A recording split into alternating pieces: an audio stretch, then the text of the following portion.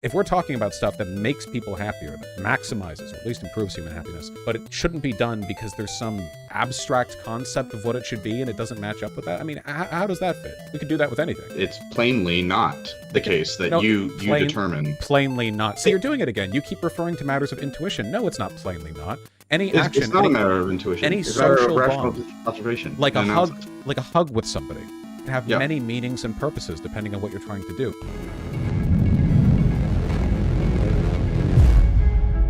Contraception. Is it good for our society? Should we legislate it or restrict it? Why or why not? We'll start with Bagels. Go ahead. To state my argument succinctly, I hold that contraception is a particular application of vice against the virtue of charity, or chastity, and as a result is a violation of natural law, specifically as that has to do with human sexuality and its telos. Or in other words, contraception is contrary to what makes human sexuality intelligible, coherent, and good as the thing that it is. Everyone makes judgments about what is good and bad. One of the most important ways we are able to arrive at such judgments is through understanding what the object of our analysis is. In so doing, we consider what the ideal or perfect instantiation of the object would be, and then its function and how well or poorly it attains to that perfection. Those qualities which we identify as useful and effective at drawing a thing in unity with its perfection, we identify as virtues or excellencies, in the Greek arete. This, in a nutshell, is the process of virtue ethics and teleology. We can apply such analysis to everything in reality, including sexuality. Thus, we can come to understand what sex is both in particular actuality and in abstract perfection. Then we can turn our minds to sussing out what constitutes what is good and bad with respect to sexuality. In so doing, we identify various qualities or virtues that serve as guideposts to our moral judgments about both particular and general cases. Okay, well, thank you, Vaush.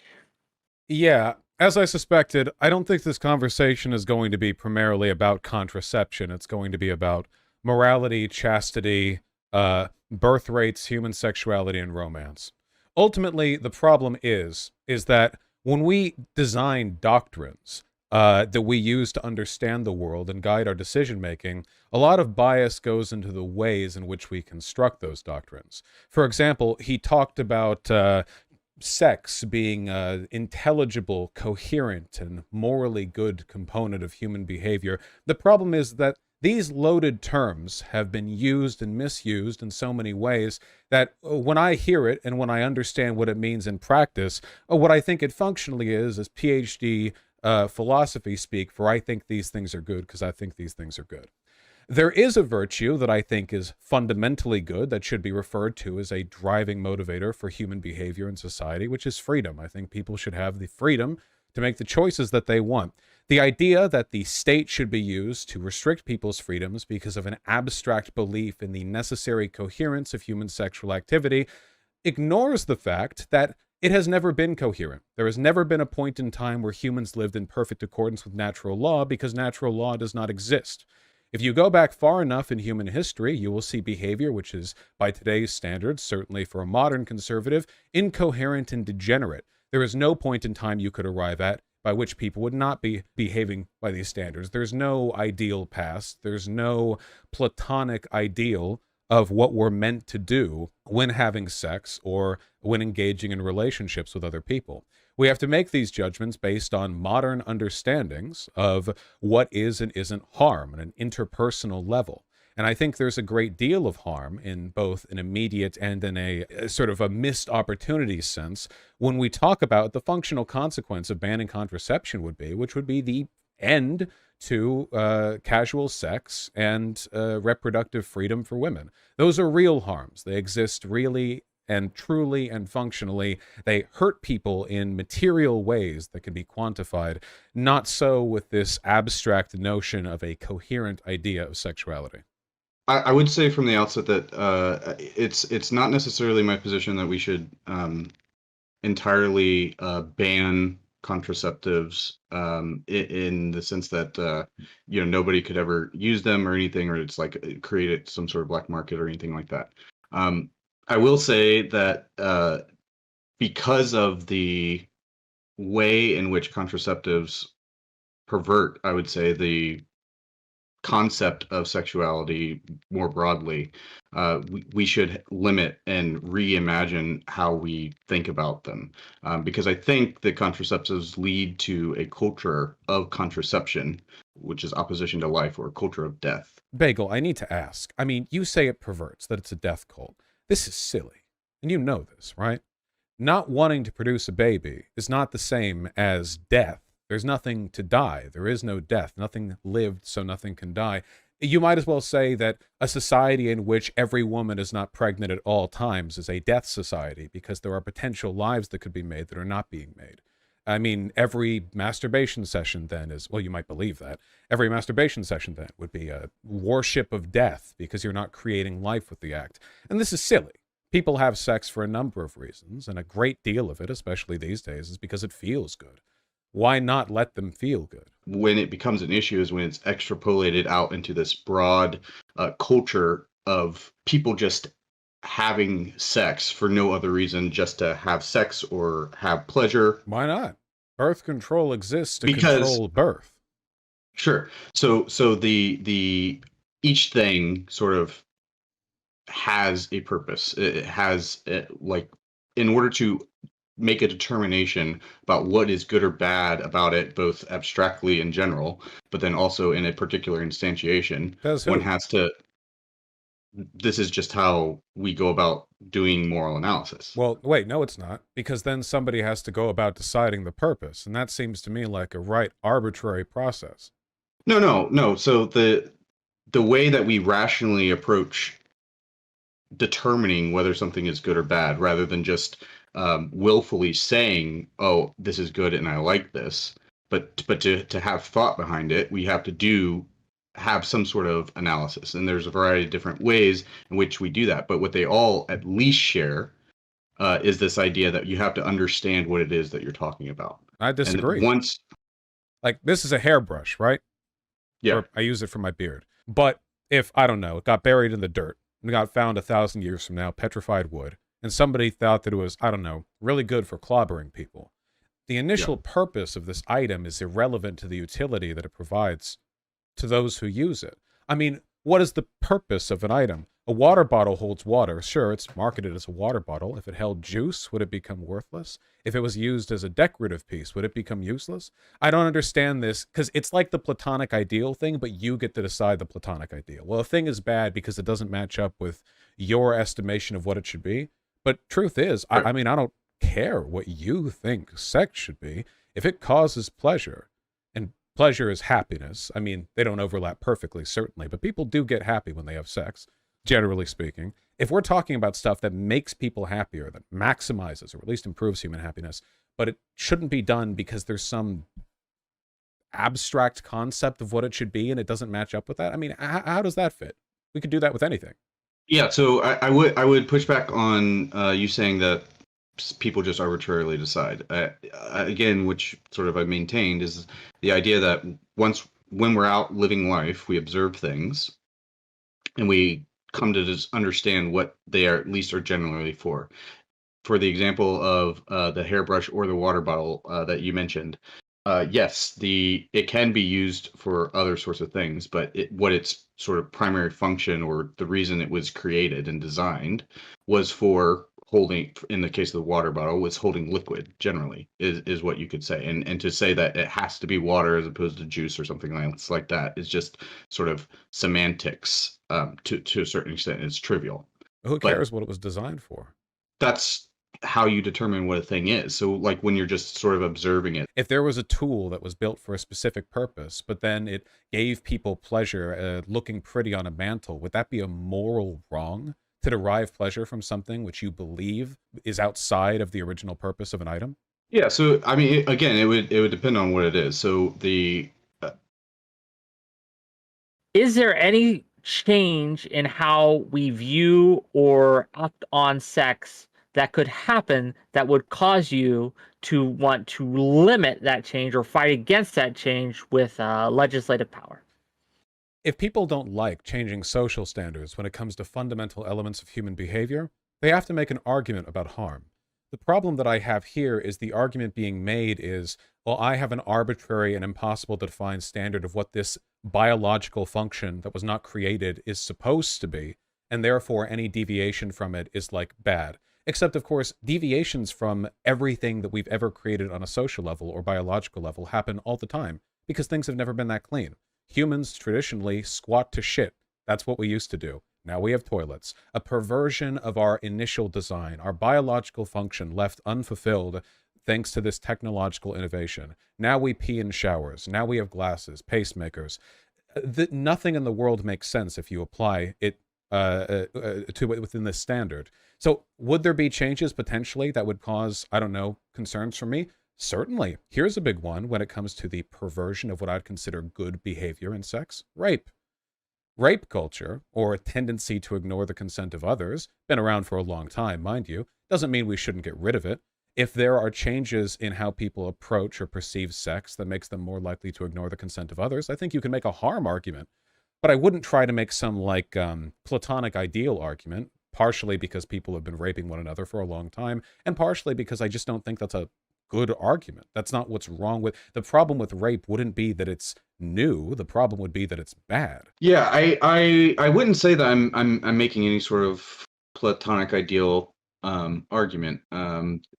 Mostly, actually, who I'm drawing from would be Aristotle. But in any case, even there, it's not necessarily strictly Aristotelian rationality that I'm talking about. It's not like there's some idea of each thing sort of out there or wherever, in the ether, just you subsisting, and we sort of interact with them and all that sort of stuff. That would be Platonism, and I do have strong sympathies for it, but that's not at all what I'm saying. I'm saying on a much more fundamental, basic level, when we just go out into the world and observe things at a sort of very basic level, when we are making sort of rational judgments about them, we have to first understand what they are. And then that leads to questions. Okay, so we know what a thing is. What is it for? And that leads us to imagine what it sort of ideally could be. But and so what something is for implies that there is a for to begin with. I don't believe that sex was made for anything. There are plenty of vestigial elements of evolutionary reproductive processes that don't really have that much to do. For instance, kissing. Kissing doesn't have anything to do with making babies, but it's been an integrated part of human sexual and romantic behavior for all the history we're aware of. We just like doing it, What about oral or anal sex? Those go back for as long as we have any writings on the subject. We know people have been doing that for a long time. Both are incapable of producing children. Clearly, people have enjoyed sex without reproduction for as long as we are capable of tracking human history. I don't think there is some origin point that can be referred to. There are a lot, like eating meat, right? Before we discovered fire, eating meat, right? You had to eat raw meat and contend with the parasites. That was just part of it. And then we learned to cook meat. We changed the process. Has something fundamental been lost? Was the purpose of meat to be eaten with the parasites? Well, no, we just improved it. We use technology to improve the process. So I would say there's a twofold purpose to sex. One is the procreative. It's the continuation of the species. Everything does it. And then second is in some form or other. And then the second would be the specific unity and companionship that is available to human beings in a way that's not to any other species. I don't care for something's purpose. A purpose is ascribed, but a function, that's something worthwhile. In terms of creating something with a purpose, you can make a little wooden doodad or a tool or this, that, the other. It can have whatever purpose you like. But if a different function is found for it and it serves well in that function, this isn't a moral problem. You can make the argument that sex, but you can make conditional arguments. You could, I just want to say, let's take. You could say if there was a tool that functioned unacceptably as a screwdriver, which was intended to be, but excellently as a hammer, and you just used it as a hammer, there's nothing moral wrong in its use of as a hammer. That's the function that it's fulfilling well. Likewise, you could argue sex with contraception, terrible at making babies, as it turns out. It fails in that function, but there are other functions in which it succeeds. Because contraception takes away some of the risk. It can be argued by some that this would facilitate and encourage and incentivize further promiscuity. Do you see any downside at all to that? Would that be something that would cause any concern at all? Why or why not? Well, no, I don't have an issue with promiscuity. The problem is these arguments have been made before to control women's autonomy or people's general social autonomy, but it's always just an imposition on their freedom to adhere to arbitrary social biases.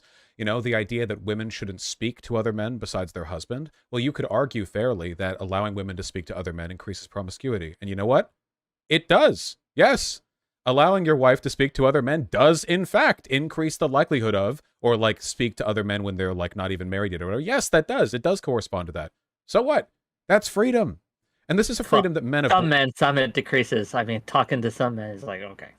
But it's like these standards are so arbitrary, okay? Now, I'm not advocating for stuff like dishonesty, like cheating, for example. I don't think people should be unfaithful in committed relationships. I think that's horrible. I'm not advocating for, say, people to engage in social relations that don't benefit them. Here's an example of a social relation that is not on the ground for attack on this contraceptive line, but is still potentially damaging, okay? What about going out and like partying too much? That's the thing that a lot of people do, and it ends up getting them in bad situations. But we're not making the argument then that like, oh, okay, well, much in the same way that contraception allows for irresponsible reproductive choices, now going out and like socializing too much, that's also something we have to crack down on. We could strip away right after right after right in the effort to get people to behave ideally, but that's just not what America, what human life broadly is about. We have to give people the freedom to make their own choices and construct good social incentives to help them make the right ones. The idea that you can have casual sex, that is sex without any sort of connection to its fundamental purpose of procreation and sort of a union between two people, means then, and a significant union, not just something that's sort of trivial, but something that's significant. There's an expression of love or, you know, commitment or whatever else. All the things that we have historically and still to this day take sex to mean. I don't respect your definition of what sex is for. Like I think that your definition of what sex is for is highly emotionally charged. It might as well come right out of scripture. If you're having casual sex, the purpose of that sex might just be to get your nut off. That's the purpose. That's the purpose that I imbue into the action. Much in the same way that a walk can have the purpose of a brief jaunt about town or a long hike. It's my decision. I mean, that's certainly trivial and shallow, though, right? Because it's plainly not the case that you determine. Plainly not. So you're doing it again. You keep referring to matters of intuition. No, it's not plainly not. Any action, it's not a matter of intuition. Any it's social bond, observation, like a hug with somebody, can have many meanings and purposes depending on what you're trying to do. We were talking about a harm standard, but we've gone back now to this. Well, I think that sex is supposed to be about this. Well, I don't. I don't think that at all. Right. In fact, and you didn't really have a response for the fact that I think by a fair estimation, the majority of sexual acts committed between humans, not just a majority, I mean the vast majority, were not purposefully to bring about children. So I would push back on that, but to get to the first thing about the harm. So what I'm trying to say is that the virtues and the perfection are what define what is harmful or beneficial, right? So the whole point is that by being virtuous, by attaining to a perfection as it's been identified, not through the expression of will, but through the observation of the thing and the and sort of rational analysis of what that thing is, one is able. There's happiness or goodness is achieved. But for human beings, it's happiness. For the thing itself, it's goodness. People enjoy. People enjoy casual sex. It's the purpose that they imbue into the sex they're having. If a person wants to spend time with somebody with the intent of making it a friendship or a romantic partnership, sex to make it simply pleasurable or to bring about children, you don't have the authority to decide for them what the purpose of their actions are. You can talk about, well, Yeah. biologically, the purpose of our sexual organs is to reproduce, and that's true. I agree with that. But there are Yeah. plenty of things about our bodies that are supposed to this and that we don't respect at all. I'm wearing glasses. You're hearing things through an ear set. Like you could run that back Yeah. infinitely. We're not anarcho-primitivists here. If you want to make a moral argument for what we're supposed to do, we're supposed to be, well, you're going to have 1,000 people in the room and 2,000 different interpretations of any given event. It's not even consistent within Catholic scripture, right? There are plenty of arguments even within religious groups as to the acceptable, tolerant bounds of what should or should not be a relationship. This is why there are so many ideological gulfs between Western religious people and Islam, because many Islamic countries think what you're saying except about all male-female interactions. That's why they have their women wear burqas in Saudi Arabia, because they think the purpose of eye contact between a man and a woman is to instill that bond, that love, that shouldn't be tainted or made frivolous by allowing women to look openly at men. And that's the same logic you're using. I think your argument that sex is purposefully X is the same as their argument that eye contact between a man and a woman is purposefully Y. And I reject both, of course. I just want to see people be happy. And I respect the harm standard, but apart from that, I just don't care for the purpose. So do you think it would be morally superior for me to just, like, do anal? Would that, like, as opposed to contraceptive vaginal sex, so anal's not superior? Why not? Because there's no purpose for reproduction for anal sex.